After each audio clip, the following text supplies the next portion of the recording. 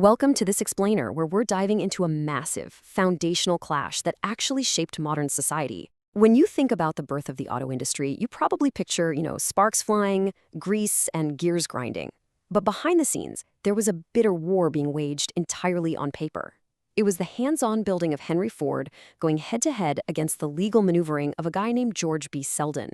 We're going to see how a humble mechanical engineer and a powerful patent holder locked horns in a battle that ultimately proved the sheer value of physical execution over just hoarding an idea. Okay, imagine this. What if one single person owned the rights to every single car on the road but had never actually built one themselves? Sounds like some crazy dystopian movie plot, right?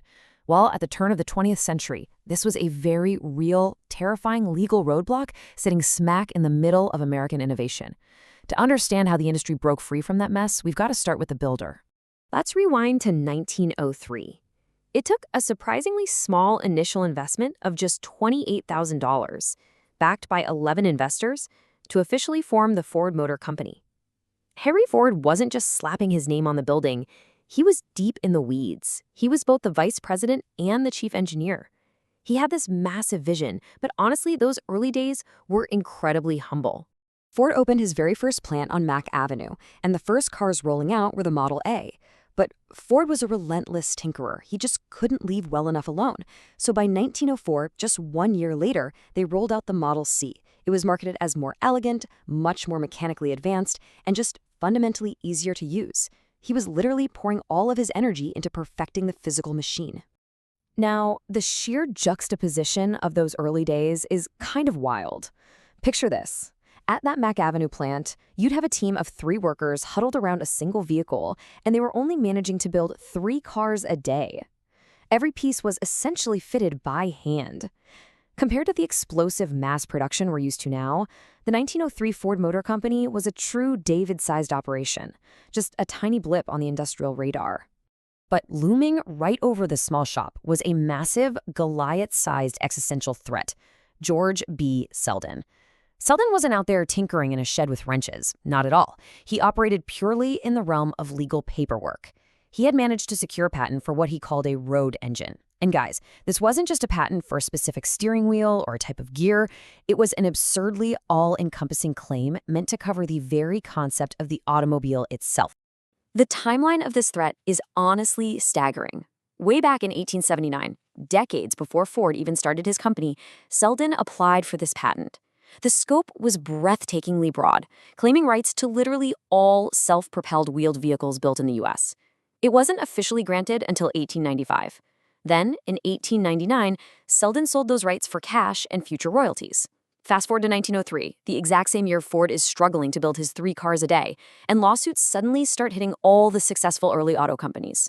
And here is the absolute kicker, the crucial, ironic twist in this whole story. Selden was never able to manufacture a single automobile himself. Think about that for a second. The man holding the legal rights to the entire concept of the self-propelled vehicle in the U.S. completely lacked the physical execution to actually make one. For Selden, the innovation wasn't in the factory at all. It was entirely in the patent office. So, instead of building cars, Selden passed the baton to the Electric Vehicle Company, based out of New Haven, Connecticut. They bought his patent rights to act as what we would easily call original patent trolls today. They completely weaponized that patent to enforce royalty payments through lawsuits against anyone who was actually doing the hard work of manufacturing cars. And sure enough, in 1903, they turned their legal sights straight on Henry Ford. So how do you fight a giant that holds a legal monopoly on the very idea of your product? Well, while the patent holders were busy fighting in court, Henry Ford took a totally different path. He kept his head down and he built.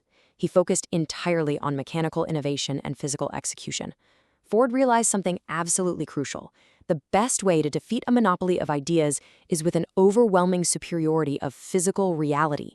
Build a better, faster, cheaper car, and the legal paperwork eventually has to bow to the sheer force of progress. Which brings us to our next major turning point, the assembly line revolution. To outrun the shadow of the Selden patent, Ford couldn't just build a slightly better car. He had to completely revolutionize the entire industrial paradigm. He scrapped the old methods of slow, wildly expensive, hand-built cars that effectively excluded the average worker. Instead, he brought in the assembly line. It was dramatically faster, vastly cheaper, and incredibly more efficient. The result? The automobile literally shifted from being a luxury item for the rich to something affordable for the everyday earner. This whole transformation really took root at Ford's Piquette plant, which is where he introduced the legendary Model T. By leaning into these new techniques, the Ford Motor Company didn't just survive that legal crossfire, they absolutely thrived. The Model T was so reliable and so affordable that it completely democratized the automobile. It totally dominated the roads in the 1910s and 1920s. Actually, Ford's methods were so unprecedented that they birthed a completely new vocabulary word: Fordism. It came to represent this revolutionary concept of hyper-efficient mass production that just fundamentally reshaped the United States auto industry. Fordism proved that if you have the scale, the speed, and the standardized execution, you can overcome almost any obstacle, even a sprawling legal patent trying to hold the whole industry hostage.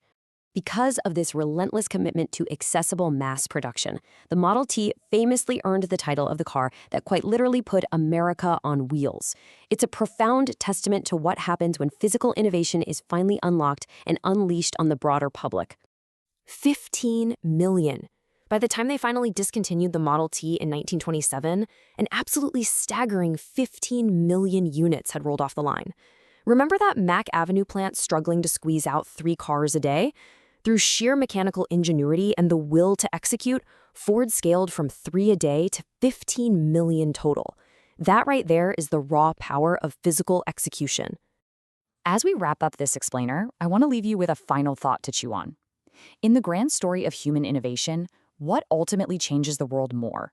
Holding the legal patent for a broad idea, like George Selden did, or mastering the physical execution to actually build it for the masses, like Henry Ford? It's a massive question about where true value really comes from, the paperwork or the assembly line. Think on that, and we'll catch you in the next one.